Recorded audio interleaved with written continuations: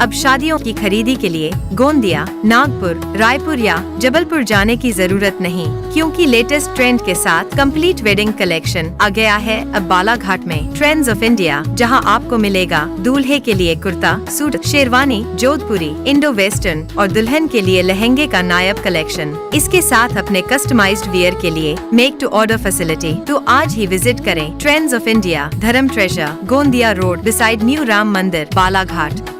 बालाघाट प्रवास पर पहुंचे मंत्री प्रहलाद पटेल ने स्थानीय भाजपा कार्यालय में आयोजित प्रेस वार्ता को संबोधित किया। इस दौरान उन्होंने जीराम जी योजना सहित केंद्र सरकार की विभिन्न जन कल्याणकारी योजनाओं पर विस्तार से जानकारी दी। देश की राजनीति में 2014 में जो परिवर्तन हुआ, उस परिवर्तन ने जो नेतृत्व भारत को दिया, उसने में दुनिया में अपनी एक अलग पहचान देश की बनी है, हमारे नेतृत्व की बनी है। दूसरी जो बात मैं प्रमुखता से कहना चाहता हूं कि जो हमारा नेतृत्व देश के प्रधानमंत्री आदरणीय नरेंद्र मोदी जी, उनके नवाचारों ने कांग्रेस की जमीन को खोखला तो किया ही, आम आदमी को बेहद राहत पहुंचाने का काम किया। उन नवाचारों की इतनी लंबी श्रृंखला है, चाहे वो 1400 कानून हो जो रिपील हुए हैं। हमारे कानून थे, लेकिन अंग्रेजों की गुलामी के समय के कानून चलते आते थे और वही विवाद के कारण बनते थे।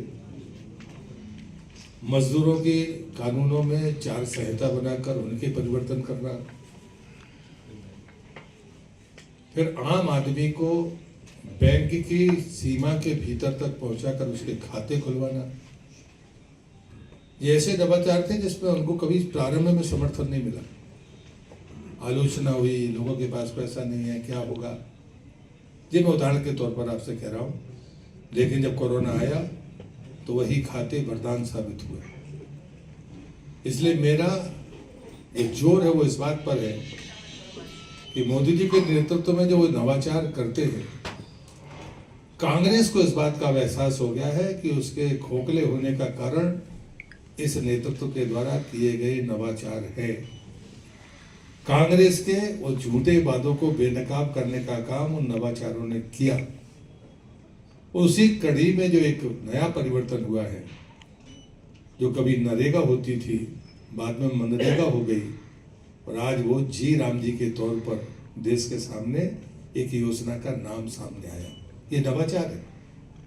इन नवाचारों को मैं क्यों कहता हूं?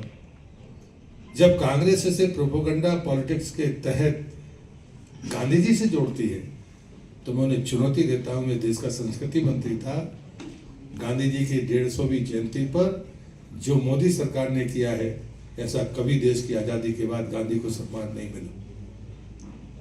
और इसलिए वो गांधी की बात ना करें, क्योंकि पहले नरेगा वही नाम लेकर आए थे। महात्मा गांधी का नाम वो राजनीतिक स्वार्थ के लिए लेकर आए थे।